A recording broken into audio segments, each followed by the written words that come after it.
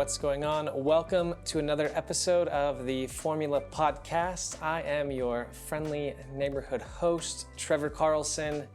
On the Formula Podcast, if you're a new listener, I interview people from around the world on whatever their habits, routines, experiences, whatever it is that has led them to discovering a life of meaning and purpose. Now, it might be people who are high-performing Olympic athletes, or maybe somebody who's just had an interesting life experience that I find worth sharing. I've been traveling the world for just a little over 4 years now, and have really just spent a lot of that time trying to find these people, tell their stories, and really learn a lot of things myself and share those lessons with you.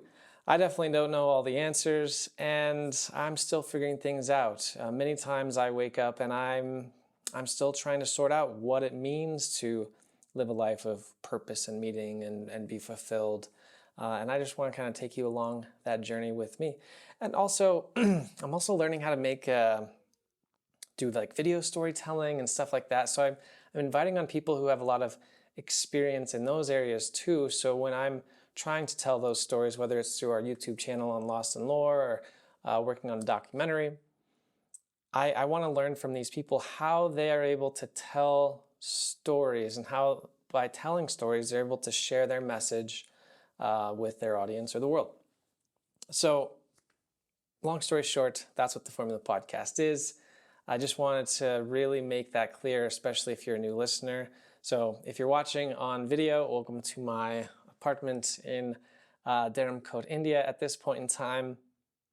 This episode is going to be covering my experience attending a talk that the Dalai Lama did, and also just what the experience was like being in his presence in his hometown. Well, not hometown, but the town that he currently is living in.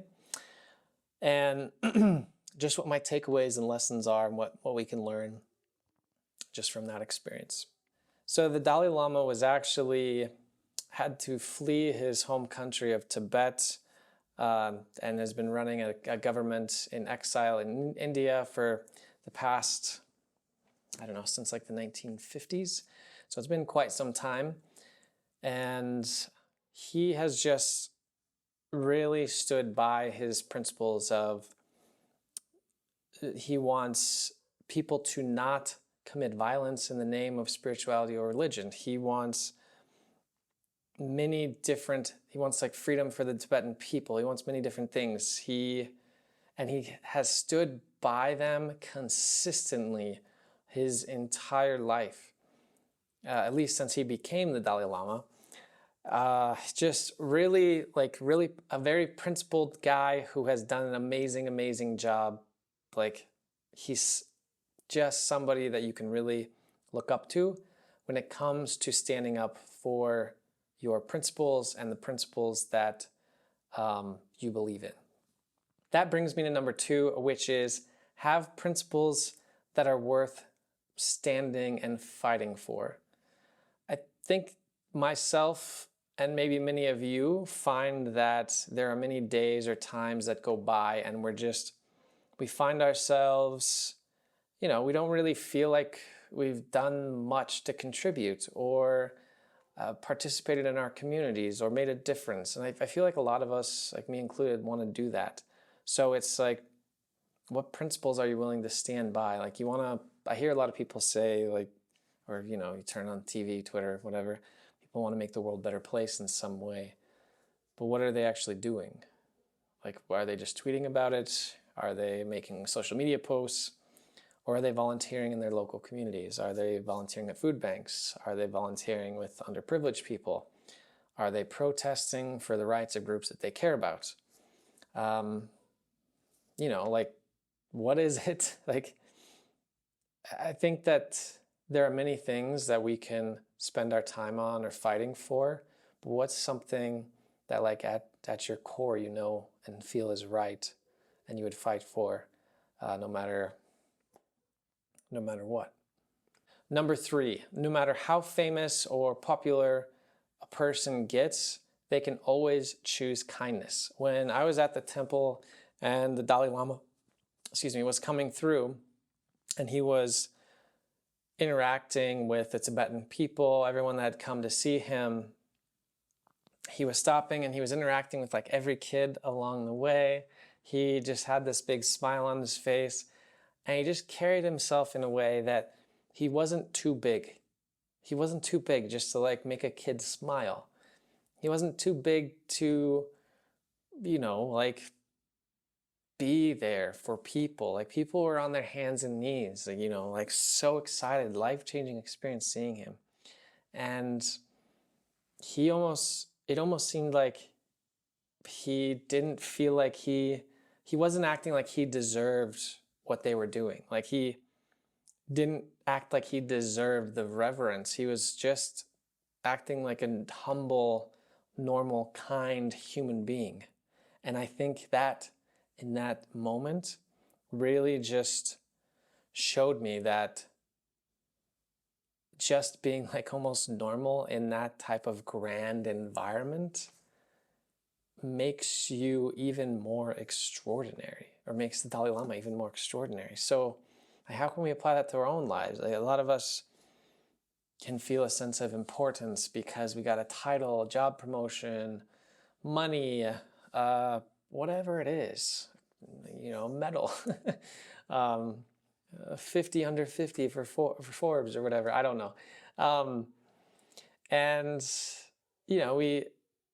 we kind of forget that it's easy to feel like big or too important for like just simply like interacting with a kid, or like if somebody's excited to see you, just taking the time and returning and showing them like that you're also excited to be there too. I'm not sure if I'm communicating this in a way that makes a lot of sense, but it's like,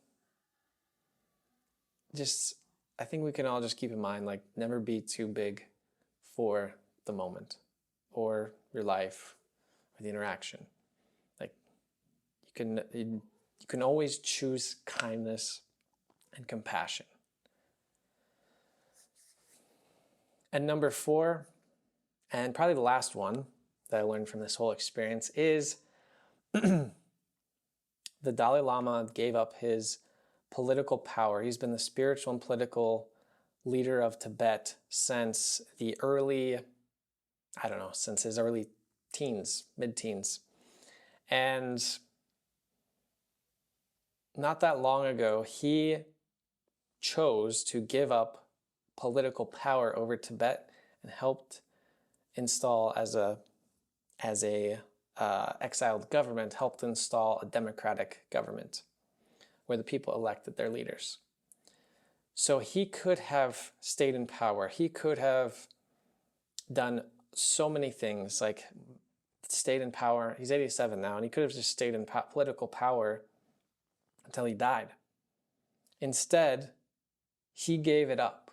He did something that was more for the people of Tibet than it was for himself. So the lesson here is that sometimes like the best thing you can do might not be the best thing for yourself. Like the best thing for everybody might not be the best thing for you. And maybe by doing, like, a lot of people will think about their legacy and what they want to leave behind. And maybe that's a key to it, is doing something that you know that you're not going to get the most benefit out, or you're not even going to live to see the benefit of it. It's like the saying of like, we're sitting under trees that were planted by people who would never see them grow, or something like that. I probably butchered it, but you know what I'm trying to say, that we have this, we live in this society where it's always like, what am I going to get out of this? And what's the best thing for me? Well, I got to take care of myself first. And I understand where that comes from, because I do think that boundaries are important. Making sure that you're taken care of, your bills are paid, you're healthy, all those things. I totally get that. When other opportunities arise, though, where you can do something, I mean, I doubt many of us are going to be leaders of any governments or anything like that. What's the best thing for the larger group of people or the small group of people you're participating in? You know, is it as like a CEO of a company or somebody who runs a startup? Is it, you know, increasing your own salary or giving everybody on your team a nice bump so that you keep around good players, making sure they're happy and taken care of? Is it, you know, taking the time to make sure that you show like your neighbor's appreciation? You just do stuff, you know, mow their lawn, do whatever. Like, these are little things that would probably make a big difference, and don't ask for a dime. And it's just like, I think that we get so caught up in what we can get in return that we forget that sometimes, you know, maybe all these other, sometimes we forget that maybe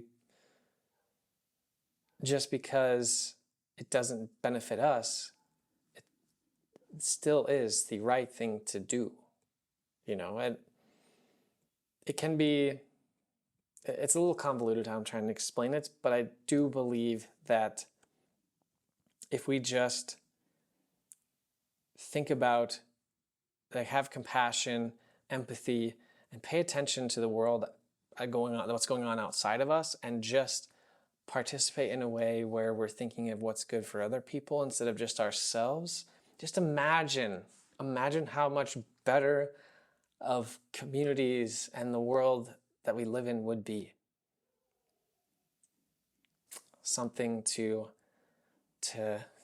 stir, like to noodle about or to think about in your head well after this episode's over. But seeing the Dalai Lama, I didn't get to meet him or talk to him, but I saw his talk and him leading a prayer.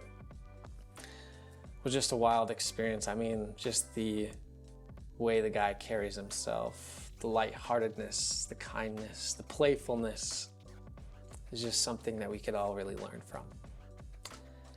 Anyways, that's all for this week's show. I really hope you enjoyed this lesson from my experience.